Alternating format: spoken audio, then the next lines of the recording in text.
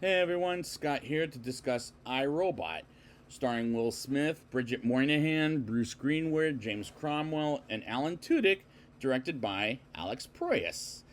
Now, before I get into this, I remember going to theaters for this thing back in 2004 in the summertime, and I was not too familiar with Alex Proyas as a director because I gotta be honest, I hadn't seen The Crow yet. I watched it recently, but I'm gonna review it before the new movie comes out. So, what did I think of this movie? Well, let's get into it and find out. In the year 2035, Detective Del Spooner, played by Will Smith, dreams of an accident when a robot called anthropomorphic robots, I think is what they're called. I'm not 100% sure. As the story is set in Chicago, and Spooner really hates robots because one saved him instead of a 12-year-old girl who was in a car accident with him. As the robots have laws about not harming a human, as this movie is about how they disobey those laws, as Spooner starts his day by visiting his granny, as he bumps into Farber, played by Shia LaBeouf before he was ever famous from Transformers and all that. And she wants a new robot called the NS5 from the USR. And he bumps into a misunderstanding with a robot where was led to believe the robot stole the woman's inhaler and her purse, and she cusses her booty off to Spooner. And he arrives to work at the police department, and his boss, Lieutenant John Burgeon, played by Shy McBride, wants to talk about the misunderstanding with the robot, and Spooner does have an arc. And do I give a crap? Honestly, not really, as the concept is good, but it's not great. Spooner investigates the crime at the USR when the murder of Dr. Alfred Lanning, played by James Cromwell, is being solved, as Spooner wants to solve the crime as he visits the CEO of the USR, Lawrence Robertson, played by Bruce Greenwood, and asks him some questions about how Dr. Lanning was killed, as Lawrence sends Spooner to Dr. Susan Calvin, played by Bridget Moynihan, as she worked for Dr. Lanning, and she shows him around while he's asking some awkward questions about being a robot shrink, as she shows him Vicky, which is an artificial intelligence on the computer, while entering a room where Dr. Lanning was killed, and he's led to believe the killer is still in there, which is making me think of how scary the future is going to be based on this movie. And the special effects are kind of cool. An NS5 robot named Sunny, played by Alan Tudyk, bursts out and gets out of the building before Vicky can seal the room, and Spooner shoots the robot and it hurts him while going to repair itself at a facility, and Spooner calls for backup while on the way with Susan, and they arrive at the facility where Spooner pulls out a gun to shoot one down as he spots Sunny and goes after him, while this action sequence is making Spooner look like a fool, as Sunny almost escapes until he's stopped by the police department and gets caught and takes it downtown, and John gives Spooner 5 minutes to talk with Sunny until Lawrence and his attorneys come in, as he's the first NS5 to go artificial intelligence with humans, as he says he didn't murder Dr. Lanning. And I really enjoyed Alan Tudyk's performance, as he's the best thing about the movie in my opinion, because he has facial expressions that work for this movie throughout. Lawrence comes in and talks with John and Spooner about how his robots don't kill anybody, as John decides to let it go because Spooner has no evidence, and they go out for a drink to calm him down, and it ends with John telling Spooner nice shoes, and then we move on to Dr. Lanning's house, where Spooner tries to find some things about the NS5 until a cat comes in, his cat I'll say, to comfort him, which was cute, and Lawrence comes off jerkish, while these characters are not the greatest in my opinion, as I miss the Will Smith from the 1990s, as he was entertaining as the Fresh Prince of Bel-Air. What can I say, I'm a 90s kid, I miss that too much. A crane destroys Dr. Lanning's house, while Spooner is inside, and he saves the cat's life and puts it in the trunk of his car and to see who wants to take care of the cat, as he visits Susan in her apartment, and as an animal lover, leaving the cat in the trunk of a car because he's homeless is probably, in my opinion, not a great idea, as this movie sometimes makes questionable decisions like what to do with animals versus some other special effects. While some of it looked like kind of cool, but the rest are problematic. While Susan says he doesn't care about who killed Dr. Lanning, and in the end of that scene, he tells her she's wrong because he does care, and throws the photograph of Susan and Dr. Lanning. And this scene's dialogue was preposterous. Spooner sees the NS5 from the USR while going to his granny's place and gives the cat to her while Granny won the lottery, as he gives her the cat, as she knows why he's upset with the robots.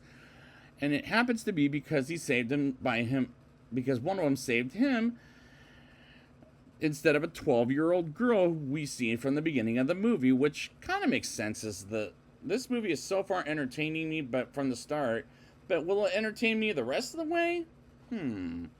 Susan visits Sonny after Spooner told her earlier about the robot being called Sonny, as she calls it by his name while Spooner is on the freeway listening to messages between Dr. Lanning and Lawrence, while a couple of trucks filled with NS5 robots are coming in between Spooner's car to make him experience a car accident, as he shoots at them and spins around the car and gets into a fight with one of the robots as it's kicking his ass, while we learn Spooner is actually a robot. Well, which doesn't make any sense, because now how can he eat and shower and bathe and all of that, as that was bothering me for the rest of the movie. As John sees what he can't believe, as Spooner is making John suspend his duty as a police officer, and suspend Spooner is what I meant to say. And this action scene is not done well, as it was cartoony at times. And I don't care if Spooner is a damn robot, as that was bothering me ever since I first saw the movie back in 2004 in the summertime in theaters.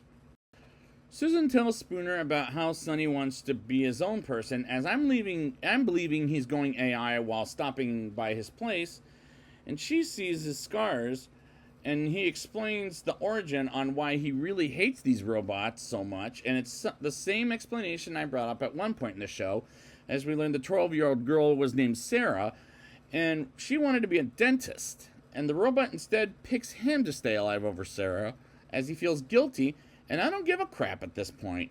If you save someone, save the kids first, as this was bothering me from the start of the movie, as they go to the office by the motorcycle, and Spooner brings up the story of Hansel and Gretel, which was a clue from earlier in the film, as they get to the office and they visit Sonny as he draws a picture of Spooner leading the robots.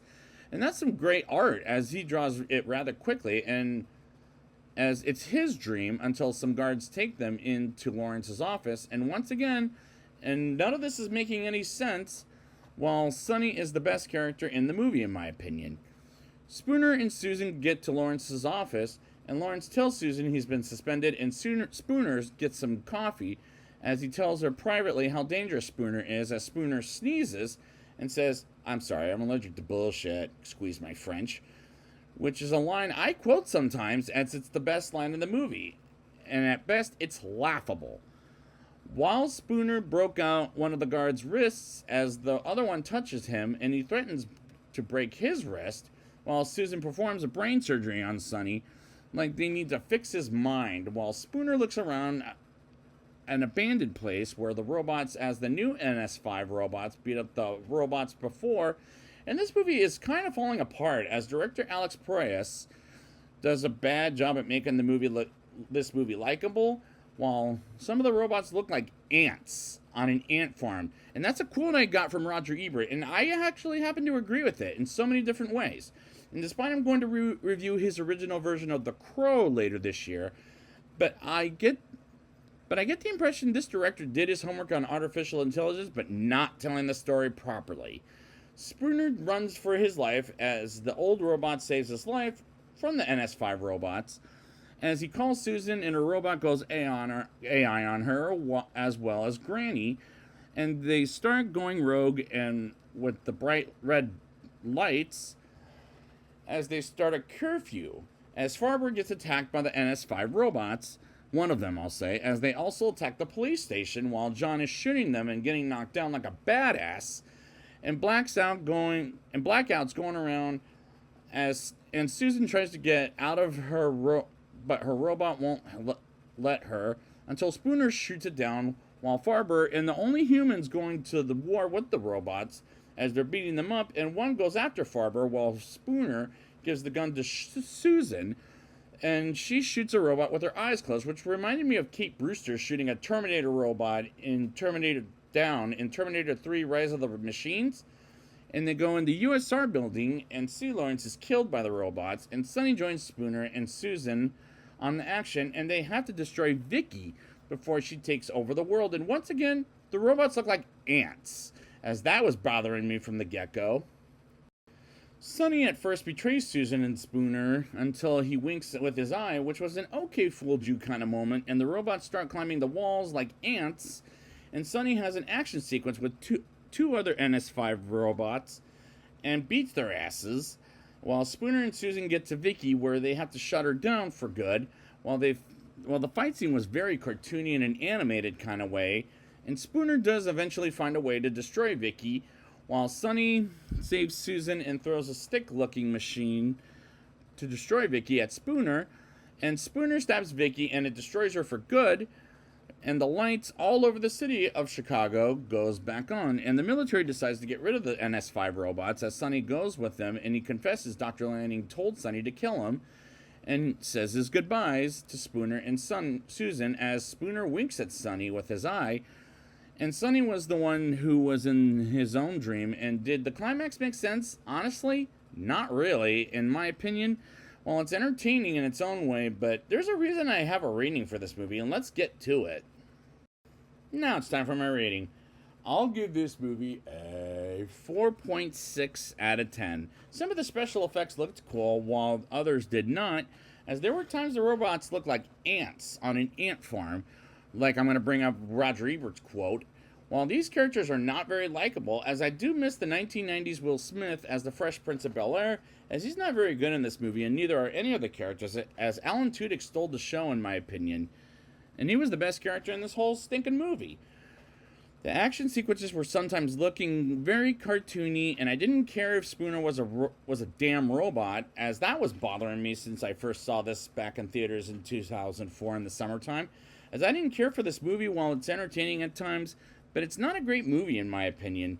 The dialogue is badly written, at the best line in the whole movie in my opinion is Spooner sneezing and saying I'm allergic to bullshit, which is laughable at best, and this is a mild non-recommendation, as director Alex Proyas did his homework on artificial intelligence, but did a very poor job at telling the story properly.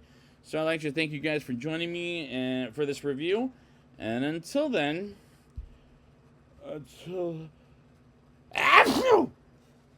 excuse me, I'm allergic to bullshit.